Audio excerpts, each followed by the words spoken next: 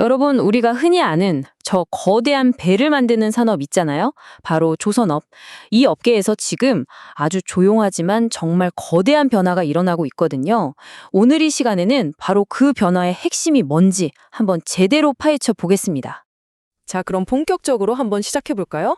예전에는요, 조선업을 설명하는 공식이 아주 간단했어요. 뭐냐면, 세계 교역량이 늘어난다. 그럼 배 주문이 막 폭발적으로 늘어난다. 딱 이거였죠. 근데요, 이젠 그게 아니에요. 이 공식이 완전히 깨졌습니다. 완전히 새로운 규칙, 바로 뉴노멀이라는 게 이 산업을 지배하기 시작했거든요. 아니, 그러면 이 뉴노멀이라는 게 도대체 뭘까요? 아주 간단하게 말씀드리면요. 이제 조선업은 단순히 경기가 좋네, 나쁘네, 이걸로 움직이는 산업이 아니라는 겁니다. 그러니까 배를 만드는 공급 측면과 배를 주문하는 수요 측면, 이 양쪽을 동시에 꽉 쥐고 흔드는 새로운 힘들이 등장했다는 거죠. 그러면서 산업 구조 자체가 훨씬 더 안정적으로 변하고 있다는 뜻이에요. 자, 그럼 첫 번째로 도대체 왜 예전에 그 간단했던 공식이 더 이상 통하지 않게 됐는지 그 이유부터 한번 짚어보겠습니다. 핵심은 딱 이겁니다. 한쪽에서는요, 배를 만들고 싶어도 조선소 지을 땅도 부족하고 일할 사람도 없어서 공급이 꽉 막혔어요. 그런데 다른 한쪽에서는 에너지 안보 문제나 지정학적 위기, 그리고 아주 강력한 친환경 규제 같은 것들 때문에 오히려 배가 더 급하게 필요해진 거죠. 그러니까 공급과 수요, 양쪽에서 동시에 아주 전례 없는 변화가 쾅 하고 터진 겁니다. 그렇다면 이 거대한 글로벌 생태계에서 뛰고 있는 선수들은 과연 누구일까요? 이 경쟁 구도를 제대로 이해하려면 먼저 주요 플레이어들이 누군지부터 알아봐야겠죠? 배 한 척이 만들어져서 바다로 나가는 과정을 아주 간단하게 한번 그려볼게요. 우선 철강이나 엔진 같은 핵심 부품을 만드는 단계를 업스트림이라고 하고요. 이걸 가져다가 배를 직접 설계하고 만드는 단계를 미드스트림, 그리고 마지막으로 완성된 배로 화물을 실어 나르는 단계를 다운스트림이라고 부를 수 있습니다. 지금 보시는 이 표, 정말 흥미롭지 않나요? 업스트림의 철강부터 미드스트림의 조선, 다운스트림의 해운까지 전 세계 쟁쟁한 기업들이 정말 촘촘하게 얽혀 있습니다. 예를 들면 이런 식이에요. 중국의 철강회사가 강판을 만들면 한국의 조선사가 그걸로 배를 만들고 덴마크의 해운사가 그 배로 전 세계 물건을 나르는 거죠. 그리고 그 안에서 포스코나 H&M 같은 우리나라 기업들이 각자 정말 핵심적인 역할을 톡톡히 해내고 있는 걸 볼 수 있습니다. 지금 전 세계 시장의 가장 핵심적인 경쟁 구도를 딱 두 단어로 요약하면 바로 물량 대 가치의 대결입니다.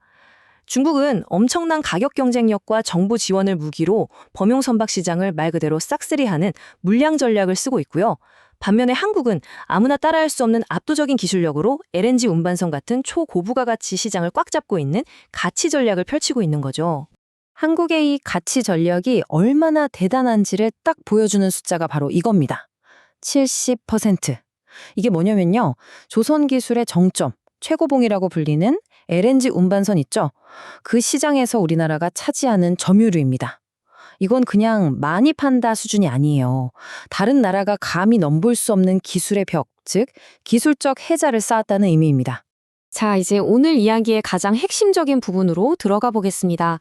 앞서 말씀드린 경기 변동 이런 것과는 전혀 상관없이 지금 조선업의 판 자체를 완전히 뒤흔들고 있는 세 가지 거대한 힘에 대해서 알아볼 겁니다. 저는 이 세 가지 힘을 거대한 물결에 비유하고 싶어요. 첫째는 환경규지라는 녹색 물결, 둘째는 방산 수요가 만들어낸 안보 물결, 그리고 마지막 셋째는 공급이 부족해서 생기는 생산 능력의 물결입니다. 자, 첫 번째는 바로 녹색 물결입니다. 예전에는 환경규제라고 하면 다들 피하고 싶어하는 비용, 리스크라고 생각했잖아요. 근데 이젠 완전히 반대예요. 오히려 새로운 배를 주문하게 만드는 가장 강력한 이유가 됐습니다. 국제해사기구나 유럽연합에서 탄소 규제를 점점 더 강화하고 있거든요. 그러니까 기준 미달인 낡은 배들은 좋든 싫든 무조건 새 배로 바꿔야 하는 시대가 온 겁니다. 이 차트를 보시면 이게 얼마나 큰 기회인지 바로 감이 오실 겁니다. 지금 전 세계 바다를 돌아다니는 수많은 배들 중에서요, 친환경 기준을 만족하는 배는 고작 5%밖에 안 돼요. 이게 무슨 말이겠어요? 나머지 95%는 언젠가는, 결국에는 다 바꿔야 한다는 얘기죠. 앞으로 열릴 시장이 정말 어마어마하다는 걸 보여주는 겁니다. 두 번째 물결은 바로 안보 물결입니다. 사실 조선업 하면 보통 무역에 쓰이는 상선을 떠올리잖아요? 그런데 이제는 국가 안보를 지키는 군함이 아주 중요한 새로운 성장 동력으로 떠오르고 있습니다. 이게 그냥 막연한 추측이 아니에요. 실제로 보세요. 미국은 해군력을 다시 키우기 위해서 대규모 계획을 발표했고요. 유럽은 우크라이나 전쟁 이후에 국방비를 엄청나게 늘리고 있죠. 아시아 국가들도 마찬가지고요. 말 그대로 전 세계적으로 군함에 대한 수요가 폭발하고 있는 겁니다. 자, 이제 슬슬 마무리를 해볼 시간인데요. 이 모든 변화들이 합쳐져서 조선업이라는 산업을 과연 어떻게 바꿔놓았을까요?